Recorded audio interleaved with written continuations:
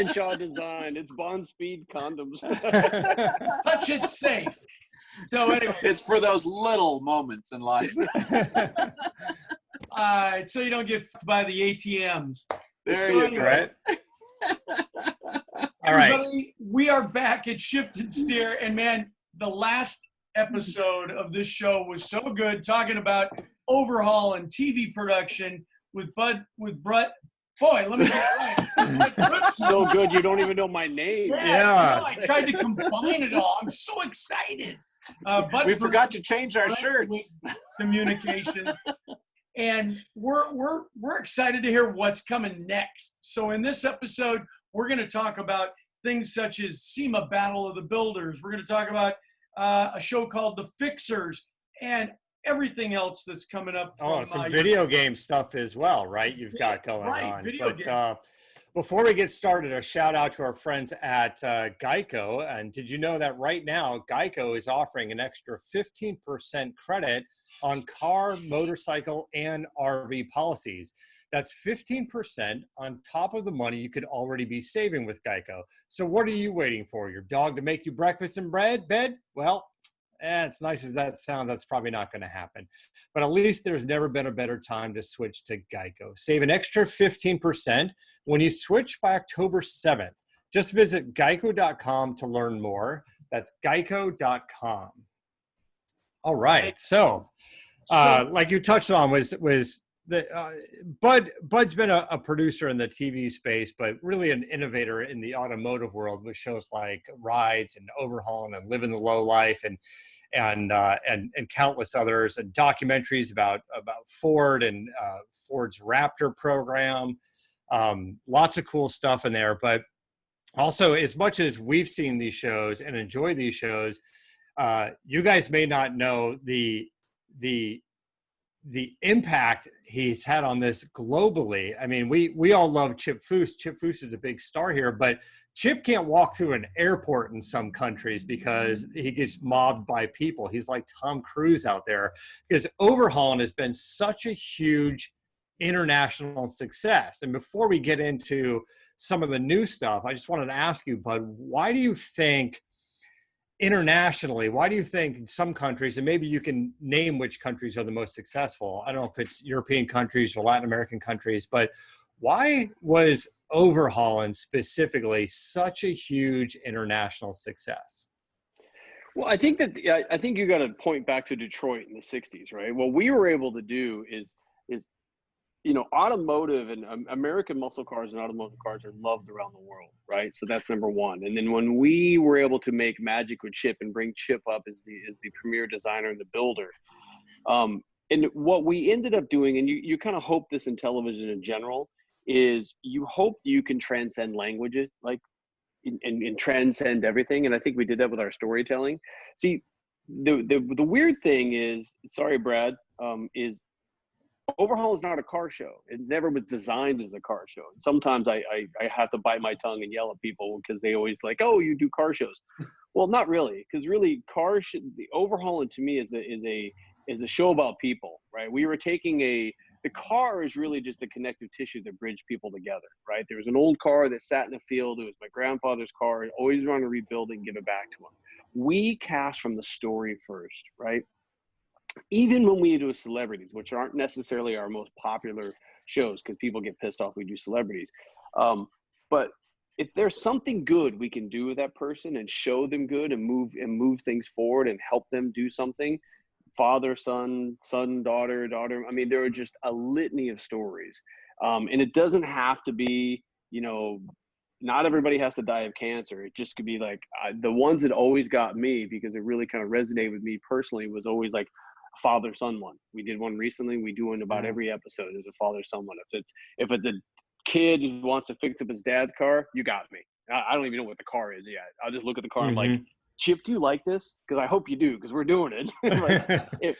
We always cast from the Chip's story, like, can I shorten it 3/4 of an inch first? Yeah, if I can make it into a Camaro. Sure, yeah. Yeah, keep going. But it's really, and luckily for us, Discovery Channel has a very, very broad reach, and that that format was allowed to reach across. I mean, when you're helping people and you're connecting people, right? Because remember, people cry, right? This is Extreme Home Chip Makeover. does every episode. Oh, he is such a big baby. What a pansy. He balls his ass off. And then this season you'll see it too. But like, he recently lost his father, Sam, who was a really good friend of ours and did a bunch of builds with us. Anytime there's a mention of someone's father, it's waterworks for hours. He goes bananas. So I mean, he's a really sensitive, connected kind of guy. And by the way, let's go back to it. It's a fucking car show. So wait a minute, why is a car show, at the end of every car show, people are bawling their eyes out? Because there's always those touch points, those memories. One of the best episodes was and I'll give you guys a story, and I know my stories are long, but I really don't care. So that's what we're doing here. So I always end up, there's two things. I have a producer thought process. When I get another season of Overhaulin, which I always end up getting, right? The last one, I take a lot of pride into doing something, and you can go back and look at all the ones we've done. But what I tried to do in the last episode is, I think this is going to be the last episode of Overhaulin ever. I'm going to make it big. I'm going to make it big. It's going to be kind of celebrity. It's going to be kind of big. And if it's not the last one, then I want the last episode of the season to give us a big lift and a big push, so advertisers and people and ratings look, and that'll maybe carry us to the next season. It's always been my thought process. There was a certain story that I did at the last season of episode 11, which, by the way, we got canceled, right? So the last season, episode 11, was the last season we did on Velocity. Then we took a 3-year break, and then we got put back on for Motor Trend. But the last episode of season 11, I got contacted by a guy named Morgan Luttrell. And Morgan Luttrell is a Navy SEAL. Awesome, studly guy. He happens to have a twin brother named Marcus Luttrell. Now, Marcus Luttrell is also a Navy SEAL. And they were in buds, and they were both, so they're identical twins. True story. Identical twins. Both of them joined the Navy SEALs. Both of them went through different career paths. Marcus Luttrell went on to, unfortunately, be part of Operation Red Wing, where Michael Murphy and his group is pinned down in Afghanistan, and they all got killed, and they made the movie Lone Survivor off of, right? Yeah. And he was going to get decapitated, and then literally a goat herder saved him. So, you know, it's a very involved story, and he's written a book and he's become a national hero, and he doesn't think he's a hero, and he's the nicest guy in the world. Anyhow, long story short, maybe. So think about it. Here's what happens.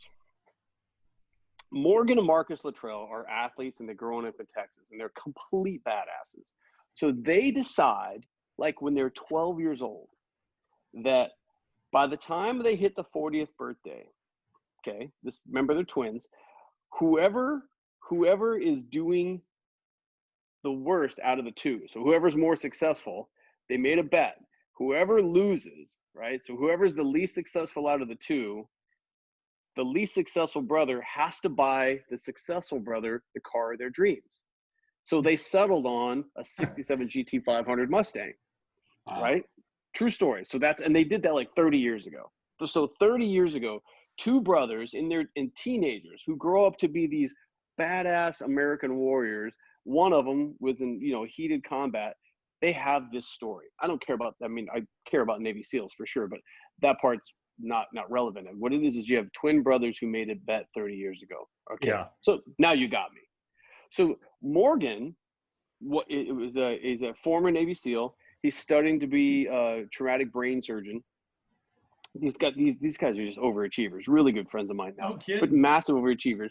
But Morgan's a student. He's out of SEAL team. He's a student, and he is working with a small company in Texas, and he buys a Brookville body, a 67 Mustang, and he's putting a couple $1,000s in there because he's got so much honor. He does not want to welch on this bet. He's like, my brother doesn't think I'm doing it because my brother is up here. He's got books and movies and motivational tours, and he's obviously won the bet because literally Morgan's a college student right now. So he's a college student, so he's not going to make this bet. We get connected. We have a conversation, and I said yes.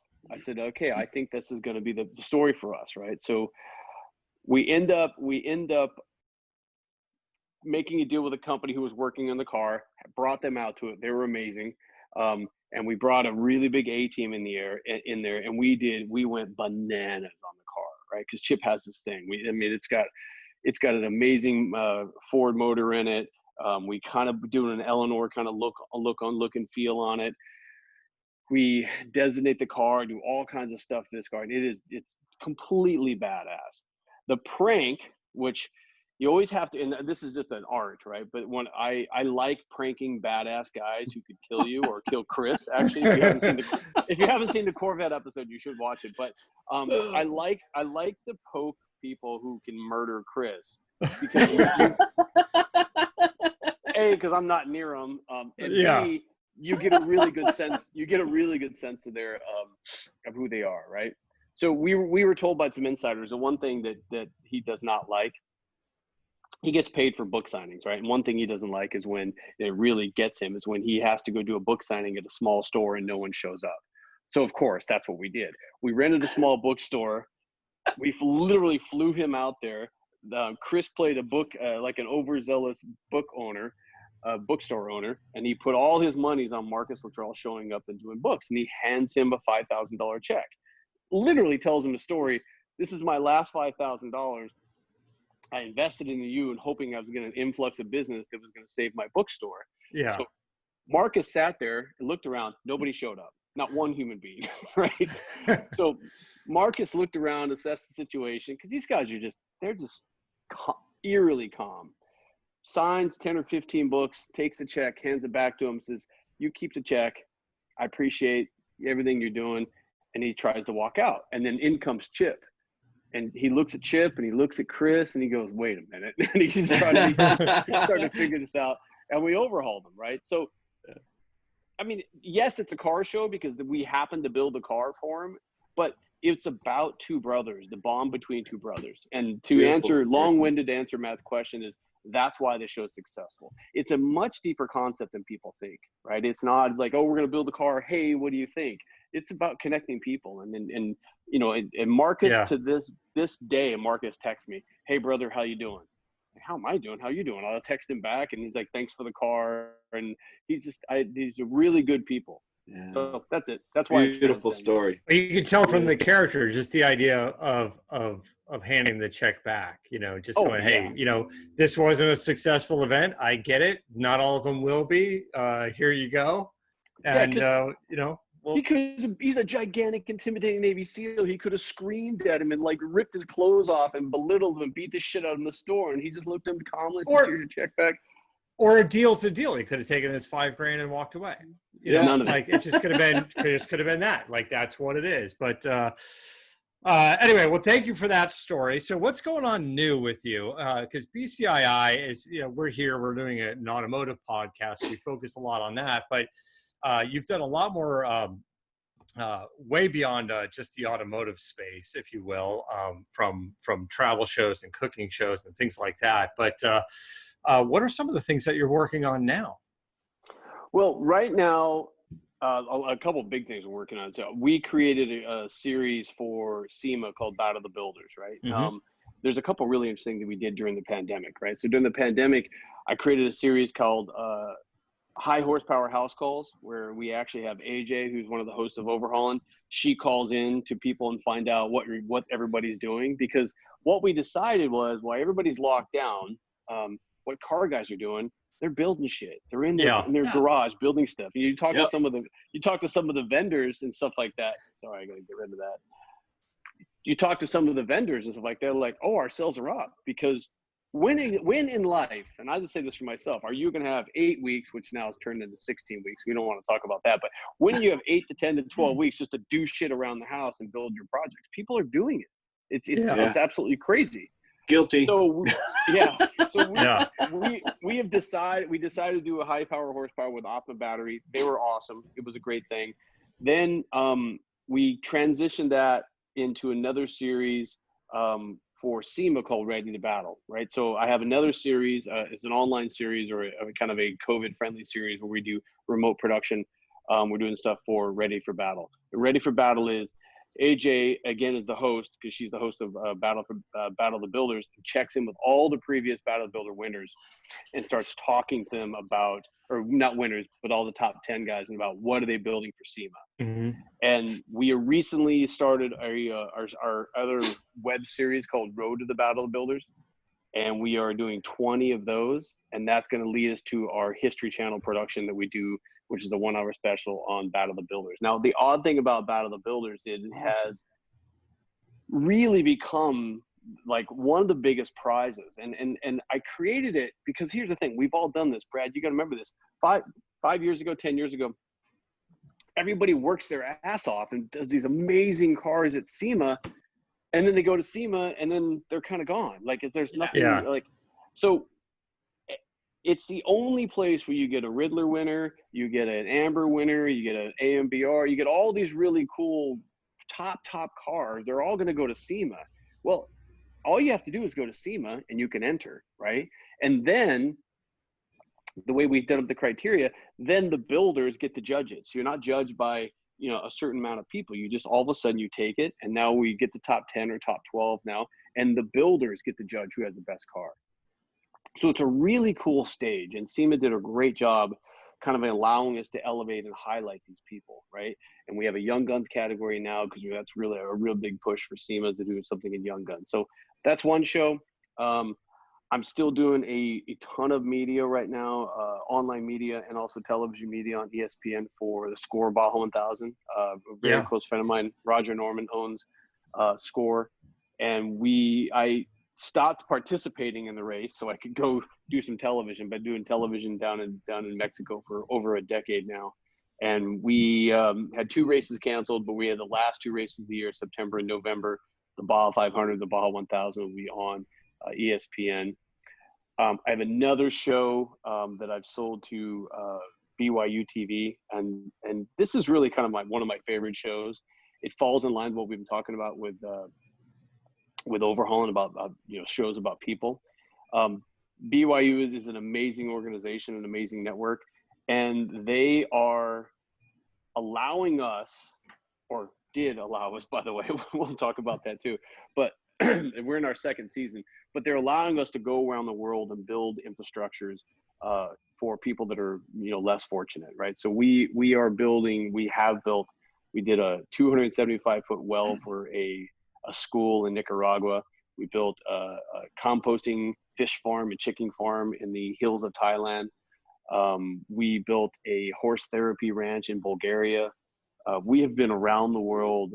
Last year I did 169 flights in 70 countries. Wow. Kind of going around the world, scouting and looking at these places. We've been just about everywhere. We built a convenience store for the Apache Nation up in Arizona. There's an amazing organization in San Diego called Shelter to Soldier that saves shelter dogs, trains them, and gives them to soldiers to combat PTSD. And so we rebuilt all their kennels and rebuilt their training center. So when you're in television and you do anything in media, you get a partner like BYU, and they tell you literally, like, go save people's lives and go help people around the world. It is absolutely a dream job. It's hard because all I want to do is focus and design and build and do stuff around the world for this amazing organization and our amazing group. And we have 4 builders. It's basically a TV show, and it is a TV show. We have 4 amazing builders, but we literally go around the world and build stuff. So that's on BYU TV, and it's called The Fixers. Now, that was really great.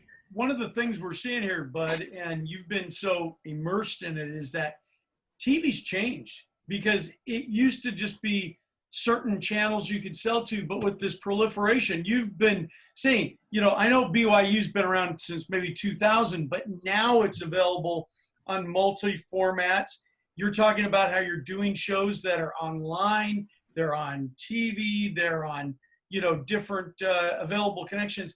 How's that really changed your business? Because hasn't it opened the gates to give you a lot more opportunity? No, 100%. Guys like me who create content, right? We create content.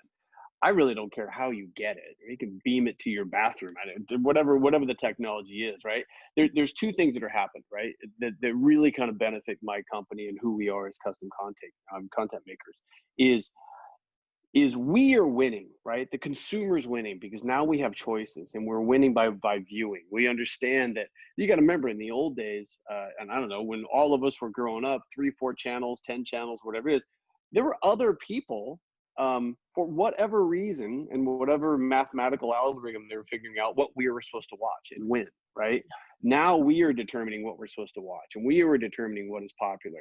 So people that have an interest, and by the way, and one thing we really found out with Motor Trend too is like all of a sudden, if there's 2 million people who love overhauling, by the way, that's a big number. So we should get those 2 million people. It's not like, oh, you only got 2 million people watching, you're canceled, which by the way has happened before. I got canceled off TLC because I got 1.2 million people like, your ratings are down, you suck.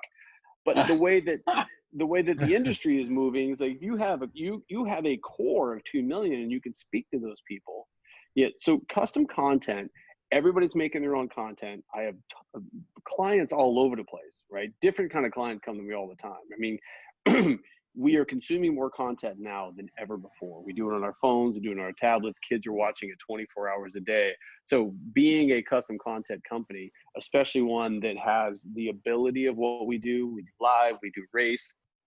There's literally, and I'll tell you a show I did, 3.5, 4 years ago. I did it for multiple reasons because I'm super cocky, but I produced a show. I created a show in 2016 I created it in 2015 and sold it and then went in 2016. But I created a show called Everest Air. And it was after reading an article. So I was reading an article about, and I couldn't understand it because I'm kind of an adventurous kind of guy and I do a lot of nutty stuff.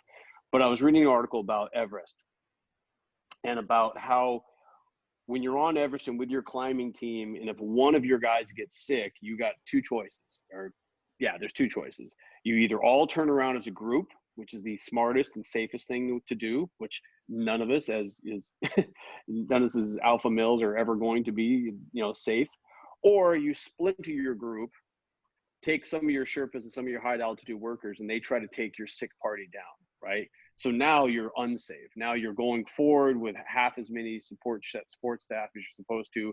People are not being safe. And if you do get sick at certain elevations, you're basically dead. And I'm making a long story short, but I created a thing called Everest Air. I went to Nepal. I went to a network, Travel Channel. They believed me somehow, magically, and they bought the show for me.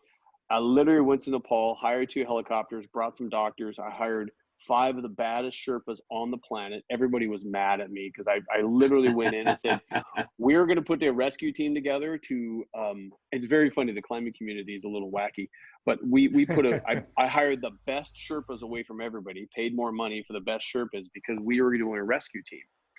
And then we had to go through base camp. I was at base camp in Everest and we were talking to all the climbing teams and we said, hey, by the way, you should check it online because it's called Everest Air. It's unbelievably good. So we would talk to these teams. We're like, hey, by the way, here's our radio frequency. This is our doctor. I got 2 helicopters who can fly pretty high. They're B3E helicopters, Eurocopters. We have medical. We have this. It's all for free just in case you get sick or some of your party gets sick. You don't have to risk anything. Our Sherpas will be traversing the mountain. They'll come get them. We had medicine, we had decks, we had all the capability, we had a sled. We'll come get you. Awesome. Half of the teams told us to fuck off because we're not going to get sick, leave us alone. We're like, okay, well, just in case you do, here's our frequency. So we sat at base camp, we rescued 38 people off the mountain. Wow. And saved 7 people's lives. We did the highest altitude rescue in history, which is about 28,050 feet, probably 500 feet from the summit. There was a girl named, her name oddly was Seema, spelled differently, but her name was Seema. She basically sat down, was freezing to death, and our Sherpas went up and got her and pulled her down. So I did that. The reason why I did that, the story is I did that as a challenge to myself, right? Yeah. And I was like, if I can produce a television show on the highest peak in the most harshest condition, because it was cold and there's avalanches every night. We were in Nepal for 3 months. It was isolating. I froze my ass off. I grew a beard, which I don't look really good in a beard. I kind of look like a homeless person. Yeah, I look like that. That's what like Aaron, but worse. Good. Glad it's worse. Yeah, but that's a lot of manscaping. That takes a lot of time. I didn't have that kind of time. Mine was all straggly. But we really did that to understand our capabilities, who we are. Right? Yeah. I think once I have a bunch of shots. You should see them, but I have a bunch of shots with all my BCI logos on these Pelican cases, and they're mounted on the top of yaks, and we're going through the Himalayas with the yaks, with our cameras and our Pelican cases on the back of yaks, walking in. Because you have to walk in, you can't fly in. You have to really acclimatize to get there. So I did that as a push to myself, and also a badge of our company. Is like, I can literally do anything. You fucking can't stop me. And if you want a show at the bottom of the ocean, which I'm working on right now, actually, I can't tell. I talk to you both extremes. Understood. Yeah, Understood. yeah. Space is obviously next. So yes, I'm going to space. Yeah. You should. All I know is I want to work with you, man. I want to problem solve some of your ideas. Oh, yeah. So, Aaron, you say that, but I don't think so, because he literally said he was trying to get Chris Jacobs killed. And then he just said he took a bunch of people to the Everest. And now he wants to take everyone to the bottom of the ocean. I don't know that I want to work with you. I would like to say there's not much in this life that I haven't done, and I think Bud's going to challenge me on that. I'm all for it. I've lived a great life, and heck, I'll take the risk. I'll push you. Did you guys see? Not to go backward. Did you guys see the Chris Jacobs Corvette episode of this season? Did you guys see that? No, I don't think so. You did? No, I didn't. No, I don't think he saw it. First of all, Google it right now while we're talking, and I'll tell you what it is. So we've done like 130 episodes together, and it is always, I read people really well, and I definitely know fighting and distance and understand how to poke people pretty well. So Google the Corvette episode right now. You can do it. And I'll tell you about it, because if you haven't seen it, your listeners got to watch it, because it is unbelievable. And I'll tell you what happened. So we had this guy with this 2007, 2008 Corvette, Stingray, might have been 2013. Anyhow, it was a badass Corvette. It was 2013, by the way. And yes, exactly. They posed as I saw it. They posed as a band, right? So I created this scenario where they pose as a band, and they want this guy to be the lead singer for reasons, because he was a lead singer in a band. So they go to his house, set up in his front lawn to do a demo. And while he's listening to him, Chris is supposed to spear off with his guitar, get a little out of control, take the guitar and smash it through the front window of the car, and then walk around to the back of the car. My directions, and Chris will tell this to you, my directions were very clear. You're just smashed the guy's car, so now you got to keep the car between him and you, because he's a very, very big dude. Don't let him get a hold of you. And then Chip's supposed to run up and say, you're on Overhaulin, and everything's cool. So Chris always, to a T, listens to me, and we have for 130 episodes and every prank we've ever done. Something happened, so he smashed. You'll see it in the episode, and it's online right now. Smashes the guy window, and then he goes to the back of the car, and I'm watching this. I'm in the truck watching it. I'm 15 feet away, and then he sees the guy walking towards him, putting his phone away, got his hands behind his back. So he goes to high five him. He thought that was a great guitar solo. I'm going to high five you. And the guy drops him. Just bang. Yeah. It's the first time ever. All you see is blonde hair going. And Chris has that long wig on with the long hair. And all you see is. Oh my God. It was like, I jumped out of the truck. Chris hit the fucking ground. I thought he died because the guy's so big. Chip, to his credit, Chip is the lead designer and the superstar, not a fighter, rolls over and grabs the guy's arm because the guy was going to hit Chris again. And he's like, whoa, Glenn, you're on Overhaul. It was the craziest. Oh, I thought Chip immediately started to cry. He did as the guy's elbow went backwards. Yeah. Oh, it was. If you haven't seen it, it's the best clip. It's worth watching. Oh my God! There's great screenshots and like Google images of Chris just getting punched in the face. Sorry, Chris. Listen, we love Chris. Chris is fantastic. He's been a friend for years. He's been on the show. Like we get it, but this was bound to happen, right? I'm surprised he made 12 seasons or whatever without Chris getting punched. I know, right? Hey, no offense, it's about time. It was about I did a car stolen, damaged. So the funny thing about it is he was supposed to go to Barrett-Jackson the next day and be live on camera. So I was like, his nose is broke, his teeth are broke, his jaw's broke. I'm thinking he's going to be dead. To Chris's credit, he popped right back up and said, I'm okay. I think I'm okay. And he's kind of feeling it. And I got out of the truck really quick and got people separated and got people calmed down. But to Chris's credit, he popped right back up, got dropped by this big, gigantic dude. He just smashed his car. But you're right. It's a happy accident. We didn't want it to happen, but man, is it a good clip. It's a great episode. Great TV. Great TV. Stories. What was Chris's thoughts? Was he like, Bud, you definitely have to keep this in the show? Or was there any discussion of, hey, we can cut it out if you want? Or you being you're like, fuck it, we're doing it. It was a little tense it's funny when you deal with networks, right? They're all like, oh my God, okay, this is gonna be legal issues, this and that. And then they're like, is Chris okay? Yeah, Chris is fine. He's good. He's fine with it. Okay, good. Send us, we want to promo it. So, yeah. That's exactly and that's the order it comes. Oh, we gotta talk to legal. Is Chris okay? Yeah. Okay, let's use things. Yeah, it's good. Chris tell was us a good about sport about it. And he made a mistake. He knows he made a mistake. He's like, he was supposed to zig when he zagged, supposed to go out to the street and go, you're on overhaul and it's over with. And literally, the guy was creepy though, because he just smiled, put his phone away, walked up to Chris and dropped him. Calm as could be. Wasn't angry, wasn't screaming. He was like, oh, that's great. He's like, Chris, like, just read him wrong. Like, hey, dude, you like that. Okay, cool. It was crazy. Wow. That's in this season. That, like I said, it doesn't get old. Like, it's fantastic. It's fantastic. So before we run out of time, tell us about a video game project that you're working on. Exactly. Okay, so you words guys out of my mouth. Thank you. Yeah. All right. So this is pretty amazing, and I'm actually in the game a bunch of times, which I didn't mean to be. So obviously, I do a lot of stuff with Roger Norman down in Baja at Score.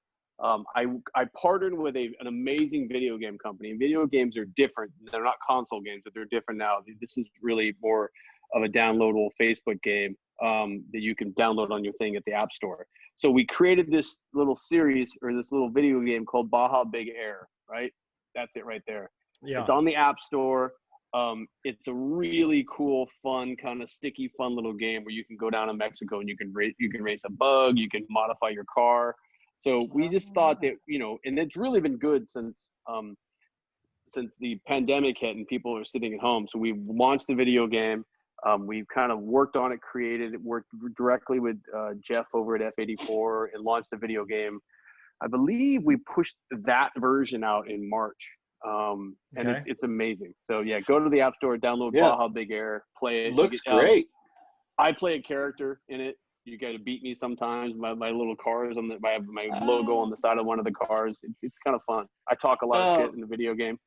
Very cool. What? Doesn't sound like you at all. I know. It's usually so imagine. Soft, just soft spoken, just quiet. Yeah, good. I heard an audio clip and there's a lot of bleeping, so that must be your segment, right? Well, you know what? Do you guys got anything else? Because this is just story after story. It's awesome. Loving it. It's so great. It's good. Just one more thing before we wrap up. You got to have something else on the wish list of shows, right? There's got to be a show that you want to do that nobody's bought yet, or something that you haven't been able to figure out how to do yet.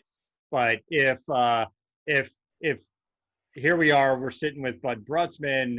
What's your one wish list of show, or just give us like a high level or something like, like what Aaron was saying is, I want to shoot something in space. I don't even know what it is, or I want to go underwater because I don't know what it is, or or something? Do you have an idea that you've been kicking around for a while, or just an element of a show that you haven't been able to do yet?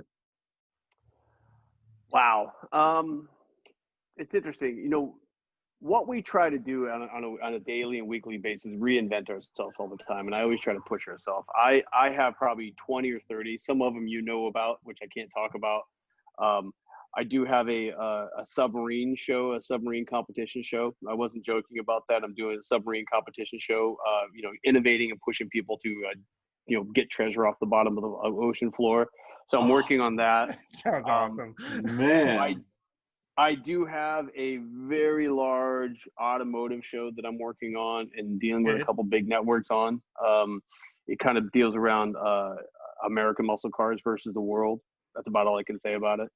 I can give you a big bomb, a good one, kind of a sneaky insider, because I've already signed it, but you'll have to hear more of it. I'm working closely. So I'll just tell you it. So Christopher Lloyd, who played Doc Brown in Back to the Future. Sure, I just watched it last night. Oh, you did? Another great creator. Another great creator. Yeah. Well, he's become a close friend of mine, and him and I have created a show, and we sold it to Discovery Channel. Oh, so, awesome.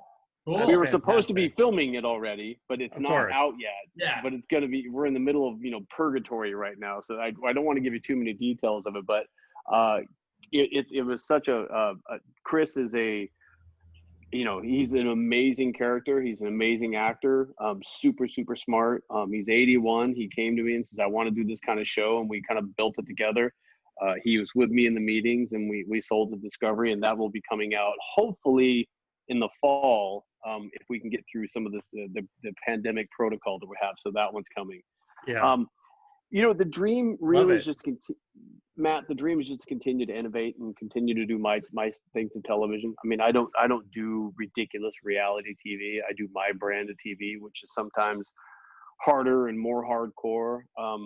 I say it's hardcore. I have this, you know, this hard exterior, but at the end of the day, we like to help people. We like to change lives with what we do in television. Doesn't matter if it's Overhaulin or Fixers or Animal Rescue Squad or saving people on the tip of Mount Everest. If we can use the power of media for good, that's what I like to do. That's awesome. Yeah. Well, Bud, we appreciate you coming on, especially for 2 weeks in a row. You're the best in the business, and for those of us that have been a little bit into this Hollywood scene, even just dabbled a toe into it, it's incredibly difficult to navigate the waters of this industry, and you've managed to do it with a hell of a lot of style and entertainment for all of us that watch your show. So thank you for that, and keep going, man. Just keep going. Hey guys, before we wrap it up here, I want to say two things. One is thanks, Bud. Thanks for coming on, like he said, with 2 episodes. And I wore this shirt specifically because no one has heard enough about the new Bronco. It hasn't been anywhere. And, you know, it's, oh my God, it's inundated I thought you were a fan of Denver. But, and the other thing is that at the beginning of the show, you mentioned how Chip couldn't walk through an airport. Neither can I, but the difference is it's because my face is on those little posters. So yeah, right. Yeah. PSA is coming after Brad. Yes. Hey, guys, thanks so much. Thanks. As always, to Shift and Steer. Matt, where can they find us online, please? Yeah, as always, find us out at shiftandsteer.com. We appreciate the nice reviews and the 5 stars on iTunes. It always helps. So, you know, thanks, guys. You can find me at Moderator as well, constantly driving cars and testing and posting all that stuff up there. So right. And where can we find your company, Bud? Yeah, we are at bcitv.com is my website. Bud Brutsman on our LinkedIn, BCI Productions on our LinkedIn, also our Instagram. Yeah, we're pretty dialed in. We weekly, daily post stuff that keeps on going out. So you kind of get we use it all business. So yeah, definitely check us out on social media. We're posting regularly. All right. Well, we're out of time. So we lose, man. You'll find us. Check us out next time. Thanks, everybody. Yeah. Shift and Steer. We're out of here. Thanks, guys. Gotta say, Bud, I took a lot of notes today. That's a first. Cool. Hey, thanks, everybody. Have a great weekend. And, Bud, thanks again. All right. Thanks, guys. You the man.